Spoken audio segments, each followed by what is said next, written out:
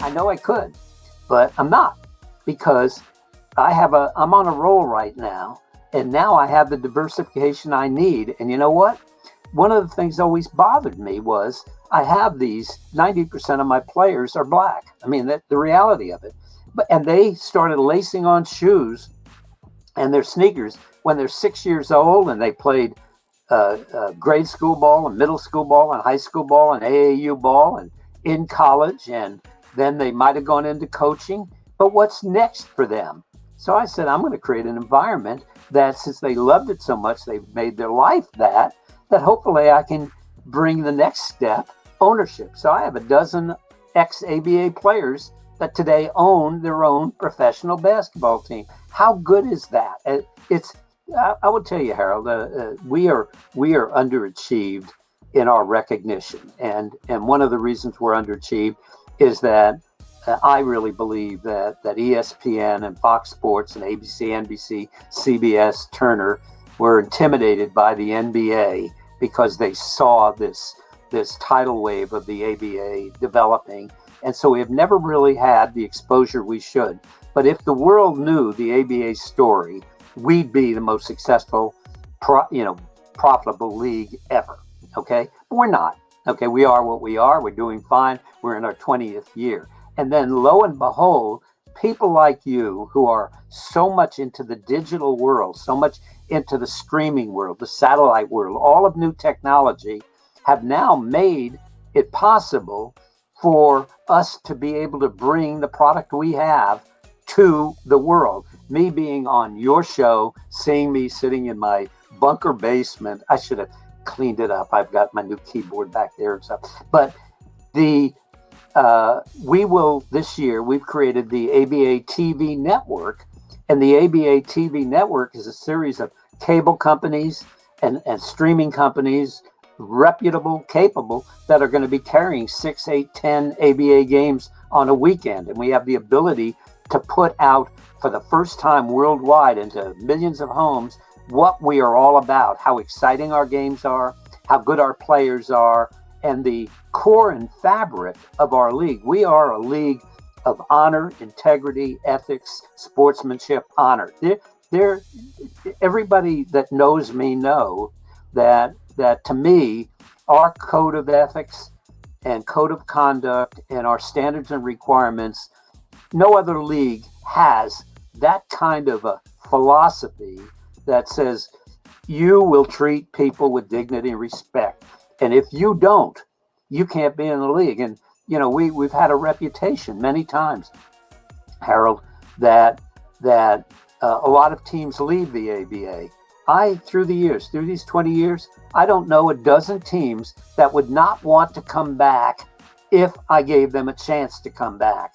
And so they're leaving you, Joe. They're leaving you. They're not leaving me. You don't treat people with dignity and respect. You don't operate the way you should. Find someone else to be, someplace else to be. You don't have to be here. Okay, I'm secure in myself. When you have 175 teams, somebody leaving or me kicking them out, so what? But I will tell you, your children, when you go to games, should be safe. Your wives and girlfriends should be safe. I have this, and Harold, because you're key in the ABA. You're not some outside DJ interviewing me. The ABA as well as anybody does. We're putting in the strictest COVID-19 guidelines that exist. I have over 2,000 players. I have 300 coaches. I have 175 owners, and right now, at the end of 7 months of this, 0 COVID-19. How is that? You know why? Because every day there's COVID-19 health guidelines, mask, social distancing, washing your hands. Don't put yourself at risk. Don't put your fans at risk. Don't put your players at risk. Don't put anybody at risk. It's not worth it. I would love to be playing now. We're supposed to be starting in 3 weeks. Not. Okay, we're supposed to start then in January 7th, and I will tell you, if we are not able to, they're not. And the beautiful part of this, because you know my owners, you're close to Sharon Black now. No, you know this. Every one of my owners agrees. See, there is no resistance. Joe, you're mean and you're a SOB and you're this or that for having the policies you do. They buy into it because they know one thing. I'm watching out. I watch out for them and I watch out to make sure that they're safe and healthy. And if it means starting November 2021, so be it. But I'm just so proud of my owners and so proud of their being adults because they need their teams and they need their lives, but they're smart enough to know that being careful and being safe and doing all the things right is going to give them a good long life.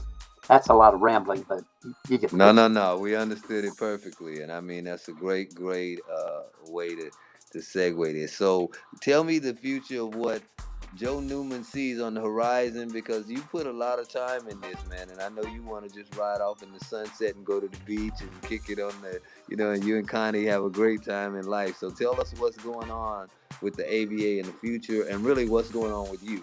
What are your plans? That is really, that is really an interesting thing.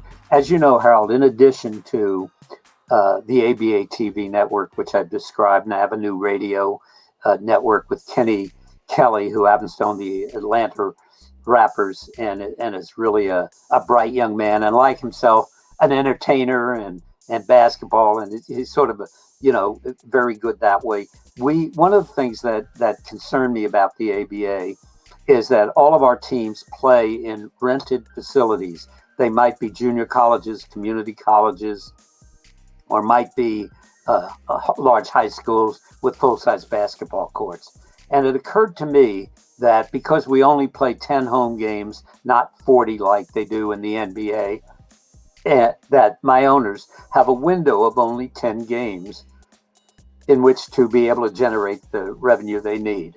And it occurred to me that there has to be a way to build venues, 2,500 seat venues, and then make my owners, part owners, but owners of those venues, and then turn their 10 games into 365 days a year of entertainment. And that entertainment would be boxing matches, wrestling matches, uh, rodeos, roller derbies, and most of all, concerts of all times: hip hop, rap, rock, country, mariachi, whatever it happens to be. But that 100 nights a year, we could potentially have events going on there that my teams could profit from those events.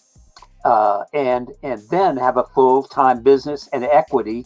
But if I had those venues, I could then start having minority recruitment so that the people working in those venues happen to be minorities also and expand it. But my owners did not have the money to be able to build a venue.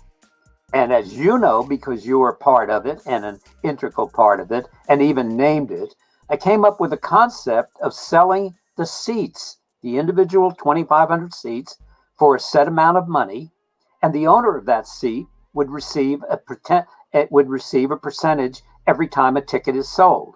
Now, having done that, you happen to come up with the name SeatBiz, SeatBiz, and we will sell the 2,500 seats, generate the revenue we need, and build the venues. However, when we started, we were going to take old warehouses, factories, uh, big box retailers, and remodel them. And it turned out to be not a good business model. So we decided to look for 3 to 4 acres and went to a couple of steel building companies that build these big steel buildings, and to seat manufacturers that created movie style seats, and to floor manufacturers and build our own. And we could do that for about half the price.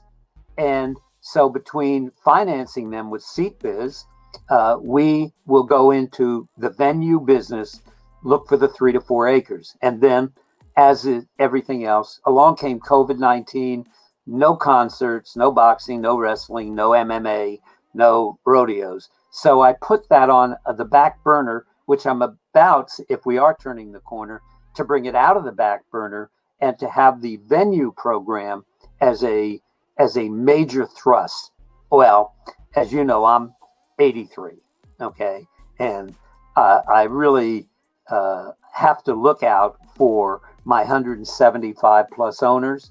I have to look out for SeatBiz, the ABA TV network, the radio network. I have to look out for all of that. And when you're 83, you should not really. I have a responsibility to look to the future. A publicly traded company came to me and said, "Joe, we like all you are doing. We also, have a WABA, a women's league. We have ABA Australia. We have ABA Mexico. We have, so we have a lot of things going on.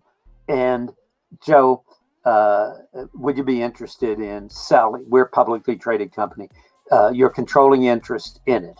It's a minority-owned company." I said that was important to me, and I said, "Yeah, but if I do this and I do it on a note, here's what: you can't change anything. Okay, period. You cannot change the radio network, the TV network. You can't change SeatBiz. You can't change ABA Sports Realty Group. You and I have a relationship with both SeatBiz and the Realty Group. Well, if I sell controlling interest and you get a phone call and say, 'Goodbye, Harold,' that won't make you too happy." Well, like, that can't happen. And so, and the same thing goes, CJ Henderson worked on Australia and Marcia's worked on WABA. So I'm writing into this that everything that I did maintains itself, period. That's going to be it. But we're only it's only a letter of intent because we haven't done a purchase agreement.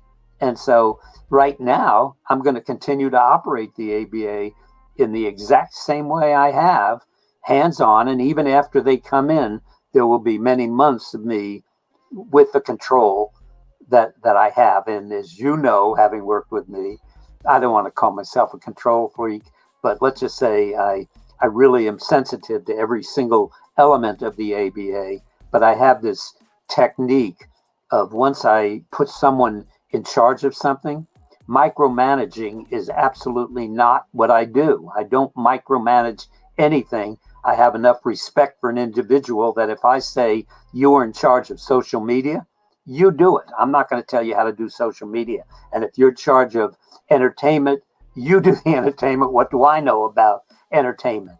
And same thing goes with you. You've always been able to do what you want to do. And I don't want anybody ever coming to or talking with anybody on my behalf and say, "Well, I have to go and ask Joe." Well, if you say that to anybody you're dealing with, Harold, then why would they want to talk to you in the first place? So the ability to make decisions is key to the way I operate, and subsequently, It has been. I yeah, and absolutely agree. You've always followed that philosophy. you have to, or else it just reduces you down. So if they know you can make a decision, yes or no, and not get an argument from me, we can have an argument afterwards. Okay. But if people know when dealing with you, Harold Whaley, that what you say goes, it goes. And I will back you whether I believe you're wrong or not. That's for us to discuss. But I'll guarantee you, you're never going to get you or anybody else that gives his time and talent and energy. And I got to tell you, I mentioned Sharon a little bit ago. She owns, Tri-City All-Stars, but Sharon has a background that is extraordinary, as does, Marcia Blount, and as does Al Smith, and all my division chairmen and the people that are working on various aspects of what we're doing. They're smart people. And the last thing in the world I'm going to do is say, "You're dumb. You don't know what you're talking about." If you're responsible, today somebody called me and wrote me a young guy, Kevin Daly, about doing ABA trading cards. And I said, who would buy ABA trading cards? And he writes me back an email about how the players themselves want them. The players would buy them. The players would sell them. The players would profit.